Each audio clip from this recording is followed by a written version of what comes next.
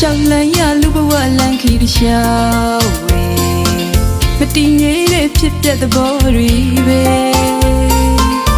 ဤလူရောအစိုးကောင်းများရဲ့ကြလေ